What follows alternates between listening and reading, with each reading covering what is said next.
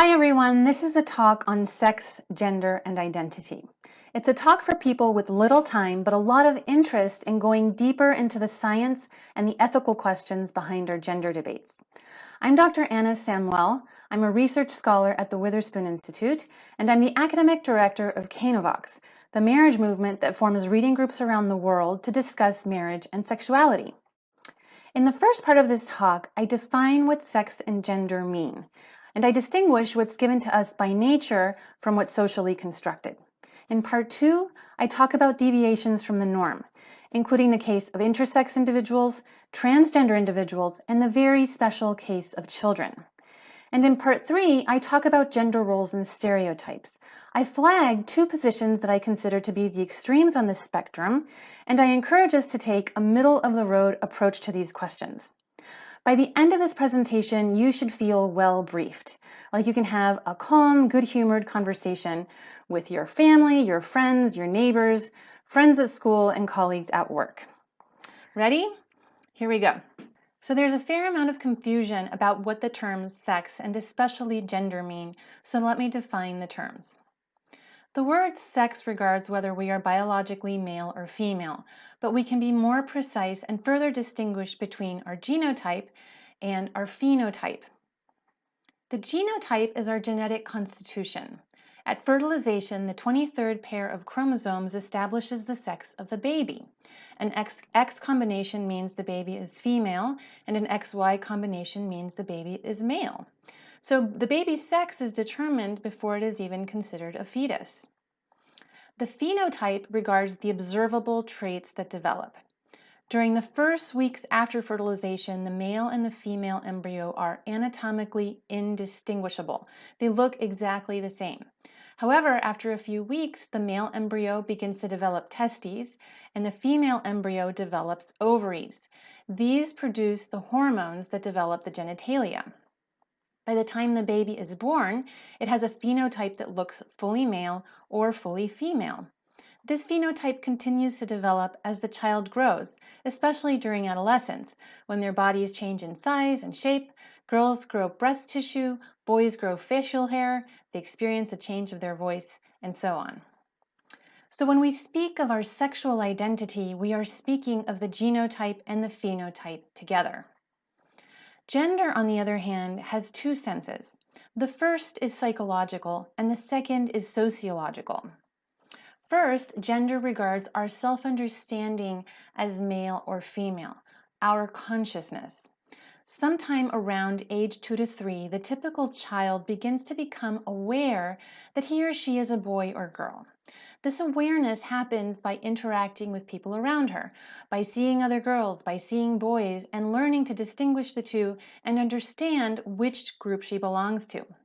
This self-consciousness of her biological sex matures over the years as her body changes and as she better understands it.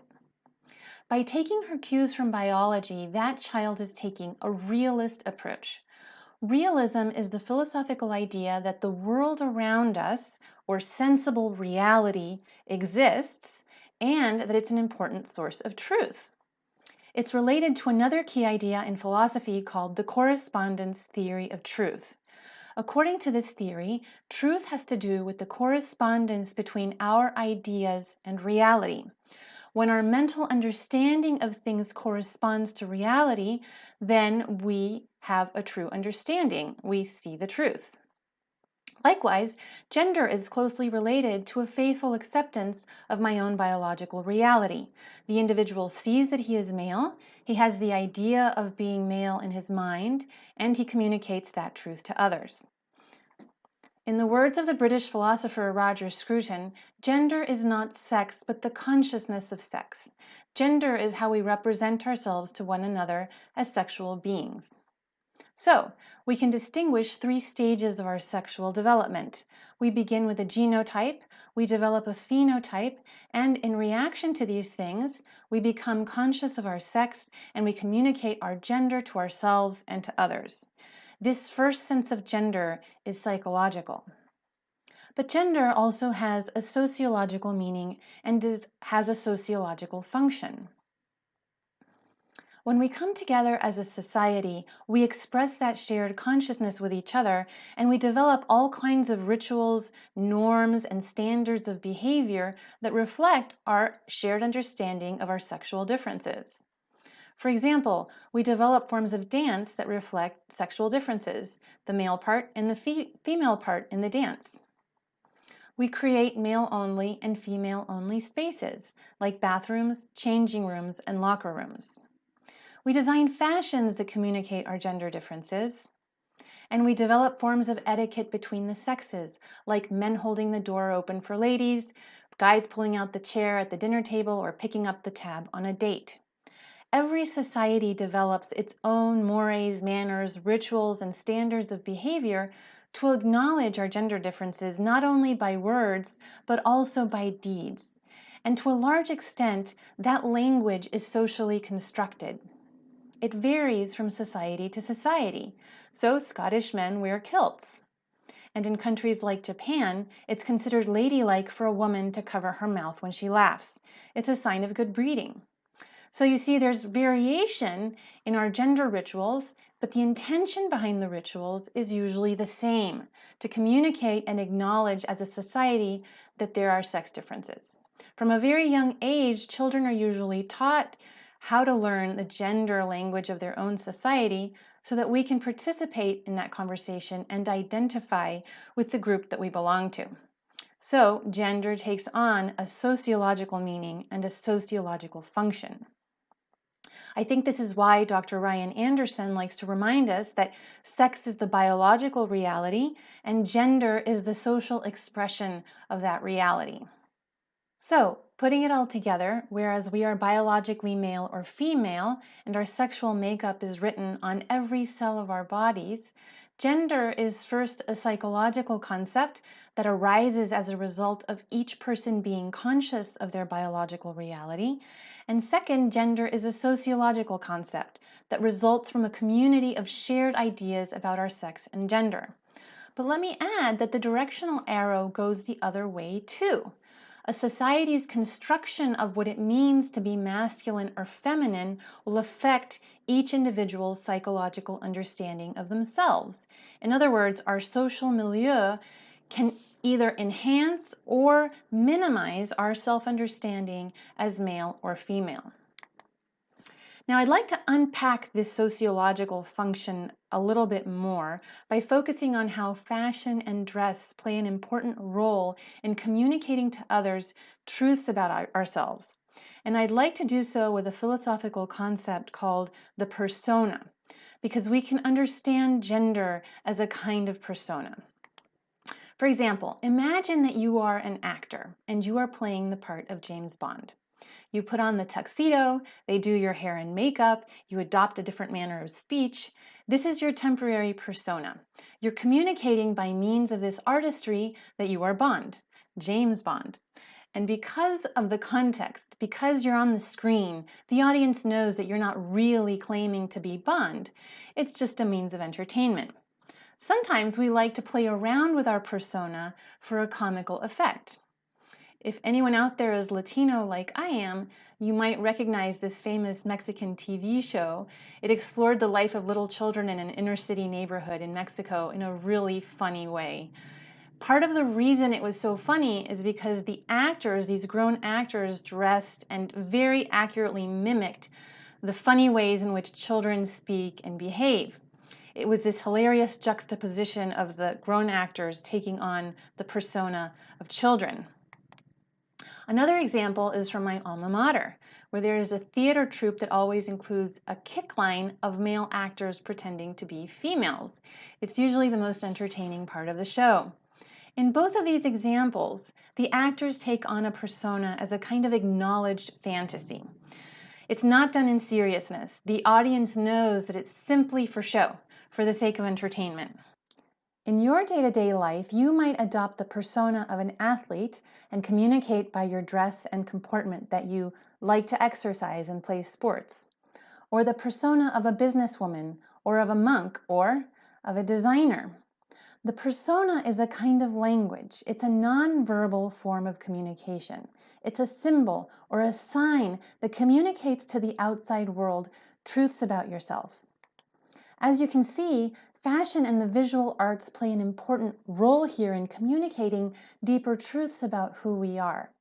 But when it comes to your biological sex and the persona of your gender, you are communicating something far more important than whether you are athletic or a talented designer or a competent businesswoman.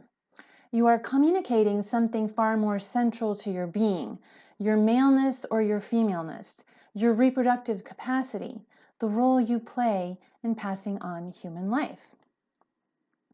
A culture that values human dignity and life will cherish that reproductive capacity and develop mores, manners, and rituals that honor that reality. And by contrast, a culture that has lost appreciation for life will silently turn away or rebel against those social norms. It will try to distance us from our shared reproductive experience. Today, social media, news media, and marketing are pressuring young people to experiment and identify with a fluid gender personae. Many apps today ask us to open an account by submitting our gender, and there are usually many non-binary options to choose from, such as with this Facebook example. We have female to male, cis female, trans female, gender fluid, male to female. I receive a children's clothing catalog, and I paused when I saw this sweatshirt of a cat making a barking noise. Apparently, it's trendy to imply that something can be something else, like a cat embracing dog behavior. More shockingly, CoverGirl picked its first cover boy in 2016. This set off a wave of little boys taking before and after selfies of themselves for their social media friends to see. While some people say that it's just a game like putting on a costume or dressing up for Halloween, I think this is naive. A young person might begin playfully just to see what it's like to wear makeup, but doing it with such seriousness is risky business because the idea can become implanted in the mind. Just a few months ago, Elle.com ran a video story about a boy who loves to dress in drag and who calls himself Lactatia. The magazine arranged for a famous drag queen to come visit him to give him tips. This video has been watched already some 30 million times. The next horizon will employ virtual reality goggles to allegedly experience what it's like to be of the opposite gender. The new project, called The Machine to Be Another, allows individuals of the opposite sex to look down on their bodies and see the body parts and the genitals of somebody of the other sex. But notice what this does to the brain circuitry. The mind and the senses are given data to believe something different from what's really there. As Professor Chris Tollefson likes to tell us, gender is too significant a domain of human existence, too pervasive and foundational a form of human well-being for reasonable persons and societies to want systematically to encourage ambiguous, misleading, corruptive, pernicious, or otherwise problematic gender self-portrayals.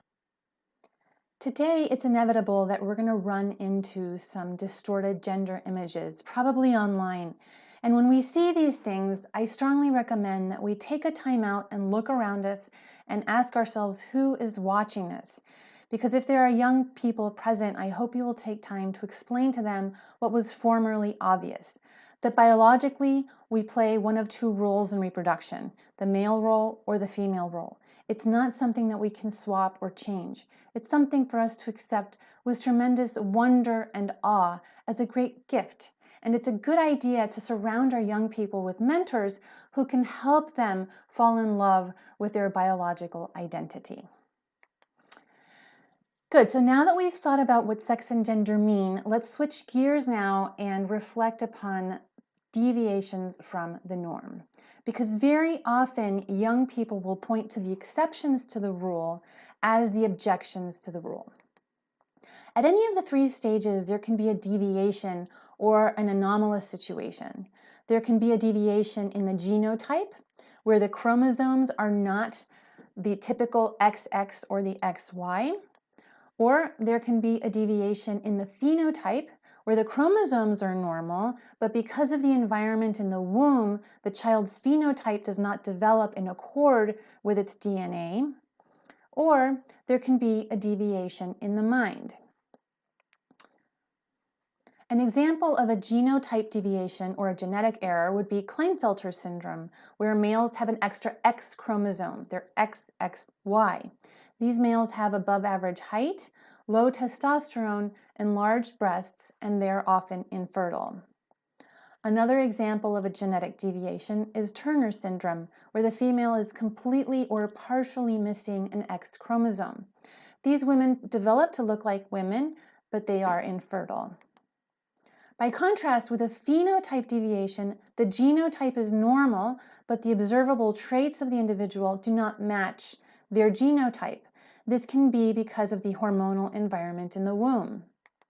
For example, with congenital adrenal hyperplasia, or CAH, a female embryo is exposed to too much androgen, which is the male sex hormone. So this person has a female genotype, but her genitals appear male. In all of these above cases, the person does not fit into the typical classification of male or female. The sex is ambiguous.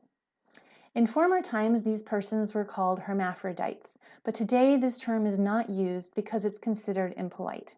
Today we call them intersex. The question of treatment is still very controversial. To my knowledge, there is no medical consensus about whether it's better to intervene surgically or better to let them be as they are. The bottom line for all of us is this: we must treat these individuals with tremendous respect, kindness, and love, just like we would treat anyone, because those who embody the exceptions to the rule often suffer a great deal. In some countries, these individuals are stigmatized, abandoned, or aborted. These are heartbreaking facts that should lead us to embrace them as dignified members of the human family and support research and projects that help them live normal, dignified lives. However, acknowledging these rare cases and embracing them as members of the human family does not mean that we have to say they're the new normal, which they are not. The exceptions do not undermine the essentially binary character of human sexuality. Much of science is based upon identifying general trends, the regularities of nature, what is always and for the most part true. Identifying an exception does not overturn the general rules. In fact, we can say that intersex individuals are intersex because we take our cues from the male and female duality. However, some activists want to take the case of intersex individuals and advance something else, namely transgender identity. But the transgender identity is something altogether different from intersexuality, which leads us to the third kind of deviation from the norm. With transgender identity or gender dysphoria, there is no deviation in the biology. The best research tells us that the genotype and phenotype of these individuals is normal. The problem rather lies in their mind. The issue is that they have an overvalued idea in their mind that leads them to reject their biological makeup. In fact, clinicians rule out an intersex diagnosis because their bodies have developed in a totally normal way as male or female. Frequently, they will dress in a gender-neutral way or dress like the opposite sex. Often they'll say things like, "I am a woman trapped in a man's body." They may even seek hormonal treatment or plastic surgery to alter their appearance so they look more like the biological sex they wish to be. However, the person with gender dysphoria is suffering and they need care and attention. This is the voice of somebody who tragically has rejected their body for reasons that can include physical or sexual or emotional abuse or trauma. This is not something to celebrate. Dr. Paul McHugh is a Harvard College and Harvard Medical School trained psychiatrist. He's the former psychiatrist-in-chief at Johns Hopkins Hospital. In the 1970s, the hospital pioneered sex change surgery for gender dysphoric individuals. However, about a decade later, Dr. McHugh and his colleagues closed the program down after they discovered that there were no long-term benefits to their patients. Years later, many of these patients were still having heightened psychological turmoil, which the sex change surgeries were supposed to resolve. As a result, the hospital began to urge transgender patients to go for therapy, not for sex change surgery. As Dr. McHugh explains, offering sex change surgery to a transgender individual is a lot like offering liposuction to a woman with anorexia. The solution is not to give in or to accommodate their desires for a different body, but rather to treat their minds so that they can see reality correctly and accept their reality, accept their body. The situation is getting more grave now because children as young as 5 and 6 are being diagnosed with gender dysphoria. At a time in life when children don't fully grasp what their sexual identity means or what the long-term ramifications of questioning it might be, some parents and medical professionals are offering new experimental treatments to these children. It's a 4-stage treatment plan. The first stage of treatment begins with social transition, where the child is encouraged to dress and behave like the opposite sex. They usually take on a new name and interact with others and ask others to interact with them as if they were of the opposite sex. The second stage happens around age 10 when they are given puberty blockers. As the name implies, these drugs prevent children from experiencing puberty. So young girls will not go through menstruation or see their bodies develop or experience the growth spurt that is typical of their age. Boys will not hear the changes in their voice or see their sexual organs develop and their bodies change in shape and size, as is typical of those years.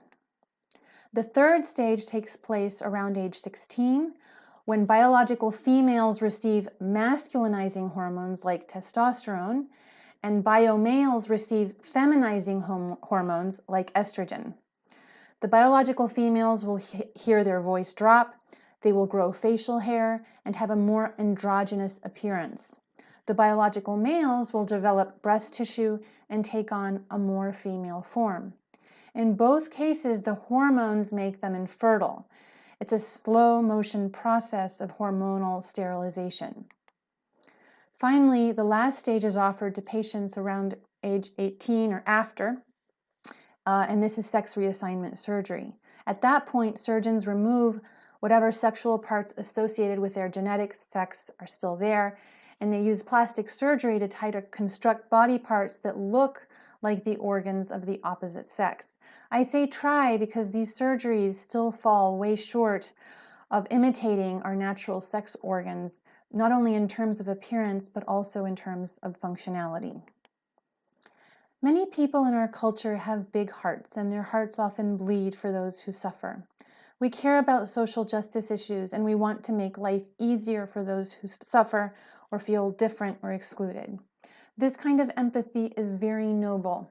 We should be proud to live in a society that cares about those in great pain. Loving our friends and children often means disagreeing with them and guiding them to a better way if we believe they are gravely mistaken. If a friend or a child rejects their body, then they need special psychological attention to get to the bottom of why they are doing so. Did this person experience sexual abuse, physical abuse, emotional abuse?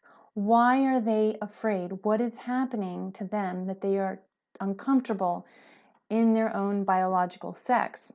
And we need to give them coping skills so that they come to peace with their biological reality and even perhaps come to love the skin they're in. Very good. So now that we've finished part 2, I'm going to turn to the last part, which is one of my personal favorite topics, the question of gender roles and stereotypes. Gender roles are about the expectations that society has about how men and women are supposed to act. Some of these expectations have to do with our reproductive functions, the role we play in passing on human life, and some of these expectations do not. On the one hand, societies need to survive, and communities that respect and value life will have expectations about how men and women should come together and reproduce and raise the next generation. However, some gender roles and expectations have come to concern things that really do not have much to do with our reproductive roles, but about other roles that men and women have in society. There is a stereotypical view, which is narrow-minded and regressive, which I will call the machismo view of gender roles and stereotypes, or the macho view for short. The macho view is essentially that women belong in the home taking care of babies and housework, and men belong in the professional world. That men are the leaders and women are the assistants. Men are aggressive, women are passive. Men are mainly interested in sex, and women are mainly interested in looking sexy and beautiful. Men don't cry. Women are overly emotional. Men belong in the public square, and women in the private sphere. Men should pursue male jobs like airplane pilots, engineers, and women should pursue female jobs like being teachers and airline stewardesses. Now, machismo is repellent because it hinges upon an exaggerated masculinity that's condescending towards women. Macho men have a kind of allergy to female leadership, and macho men can also be violent towards women. So we have to continue to push back against this outlook and help educate more and more people about its dangers. However, what's equally worrisome to me is the way in which the media often hypes up the macho view in order to convince us to rebel against it and embrace an opposite extreme view, a radical feminist ideology that erases all sexual differences. Let me explain. This is a philosophical map of 3 possible positions on sex and gender. 3 positions one can have about the relationship between our sex and our gender. On the left, we have the sex-nature position. This position holds that the primary thing that matters is our biological sex, our genetic makeup. If my body is male, then I am male, and I will have a strong natural tendency to behave according to the rules of my sex, and the same vice versa for women. So there are strong materialist undertones to this position. This position is championed by many, including sociobiologists, evolutionary psychologists, and evolutionary anthropologists. I'm thinking of scholars like Steven Pinker and Lionel Tiger. On the far right, we have the modern gender position. This view holds that gender is entirely man-made, a social construct. It's not biology, but rather free choice that makes us male or female or anything in between. So this position has a strong rationalist bent. If I think I am female, then I am female. Gender becomes then a free-floating artifice, much like the different gender IDs on Facebook. The body here is malleable, it's plastic. My body can conform to the idea I have in my mind and not vice versa. These are the principles of the LGBT movement and third wave feminism. I'm thinking here of late 20th and early 21st century feminists, those who rejected second wave attempts to define femininity. So feminist scholars like Betty Friedan, Kate Millett, and Judith Butler.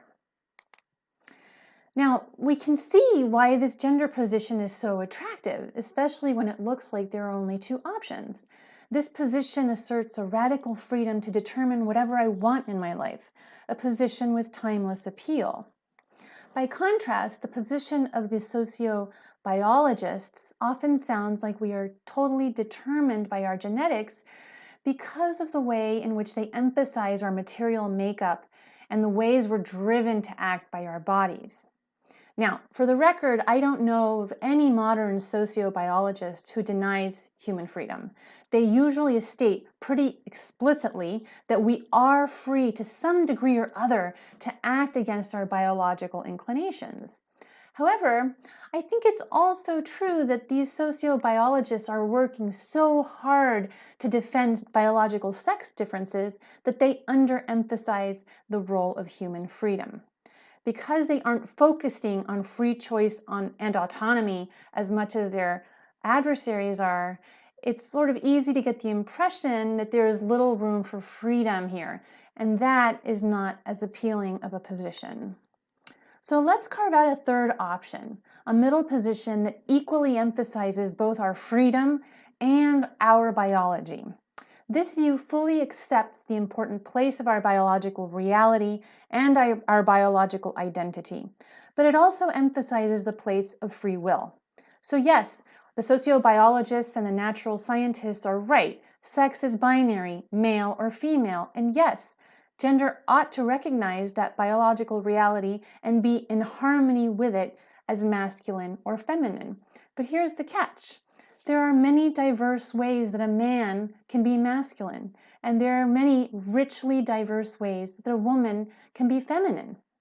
I can humanize my instincts and moderate my passions and define a unique role for my life.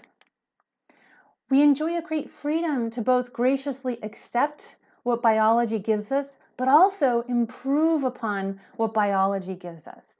I would say that so long as we do not do violence to our biological nature or intentionally suppress our bodily role in reproduction, there are a great many ways for a man to be masculine and for a woman to be feminine.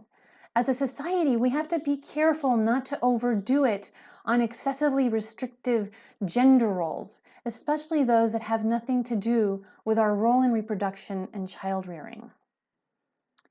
The macho view is not a viable philosophical position, but if I had to place it on the map, I'd say it's a kind of caricature of the position of the sociobiologists.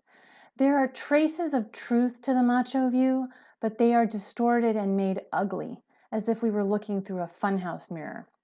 So what are those traces of truth before they get distorted? Well, sociobiologists point us to evolutionary theory in support of their findings. Evolutionary theory affirms that millions of years of evolution formed our species, and that men and women developed different inclinations and natural talents in order to maximize their chances for survival. It's a very life-affirming theory because it's centered upon the reproduction, survival, and endurance of the human species. We evolved to have certain genetic predispositions, which impulse us to act in certain ways according to a kind of genetic strategy. So, for example, by nature, women are more nurturing and dedicated to the care of the young and the vulnerable because our bodies evolved for this function. We have powerful hormonal and neurological capacities for empathy, and we understand the emotional needs of young children and infants to assist us in that role. As a result, women are more interested in relationships and we're more keen on interacting with other people.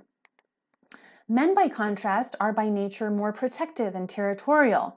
They guard their women and children and have emotional and neurological dispositions to be competitive with others so that they can defend what they value from aggressors. Males are more naturally interested in objects, in the speed and in the motion of things, in dominating the natural world. The evolutionary thesis further claims that natural selection favored women who were faithful to one man, with nurturing traits that gave them an advantage when caring for the vulnerable, and that natural selection favored men who were dominant, protective, and capable of coming up against fierce competition. Now, you can see some traces here of pretty well-known stereotypes. The sociobiologists want to explain to us that a number of these generalizations and stereotypes are in fact grounded in scientific research and reality.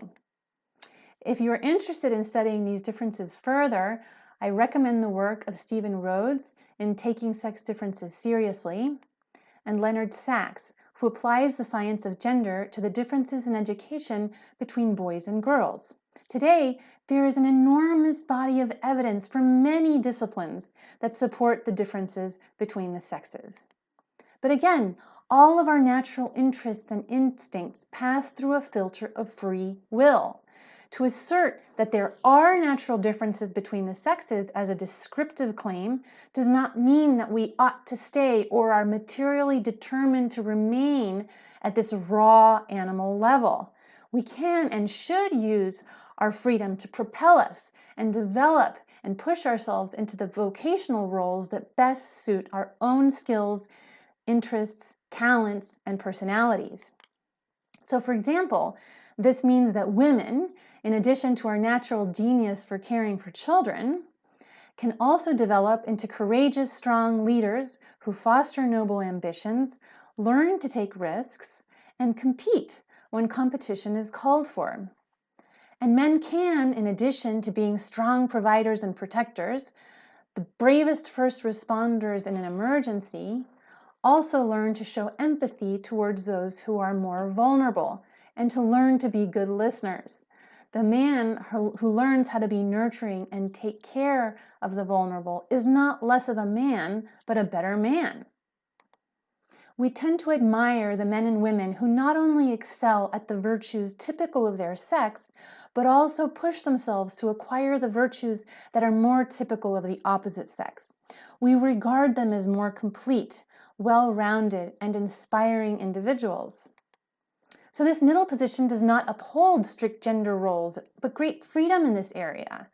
Emphasizing this point will help offer us all an inspiring path, and it will help us avoid the extremes on the spectrum, not only the macho man extreme, but also the extreme of radical third-wave feminism, which as a philosophical theory rejects the science of sex differences and proposes an impoverished view of human nature that is divorced from biology. If you'd like to read more about the science of sex and gender, I recommend that you check out both of the New Atlantis reports on sexuality and gender from 2016 and 2017. It was co-authored by top doctors in the fields of psychology, pediatrics, and epigenetics, Dr. Lawrence Mayer, Paul McHugh, and Paul Ruz. And if you'd like one book that covers it all, the science, the philosophy, the personal testimonies, and the cultural influences behind the transgender movement, I strongly recommend Dr. Ryan Anderson's new book, When Harry Became Sally, which just came out this year, 2018. So, to conclude, I suggest that we stay focused on 3 central messages. First, that we learn to explain the difference between sex and gender, that sex is about our biology, and gender is about our consciousness of that biology and the social expression of that biology. Both are binary, male or female, masculine or feminine. 2, that we get across that man and woman are not in competition with each other. We are different but equal, complementary.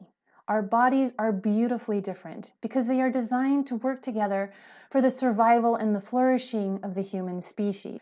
And 3, we stress the tremendous role of human freedom and personal originality in developing our own unique persona, pursuing whatever role in life we believe we are best suited for, so long as it is noble, furthers the human good, and does not deny my biological reality as male or female. There are countless ways to develop your own persona, and that variety constitutes part of the great beauty of the human experience. But reaching these truths requires that we accept and not seek to erase the marvelous differences between the sexes. It requires deepening in our own consciousness of that reality with great wonder and awe, tenacity and courage. So thank you for listening. I hope you will tell us what you think of this presentation. Post a comment or send us feedback at canavox.com. And if you like the presentation, I hope you will pass it on. I'm especially hoping that it reaches persons who take care of other people, spiritual leaders, mothers and fathers, school principals, healthcare professionals. And I hope too that you will come check us out at canavox.com. We start reading groups around the world so that you can get together with your friends in your living room and provide brain food for thought and encouragement to the weary so that we can stay strong on the truths of marriage and sexuality. Thank you.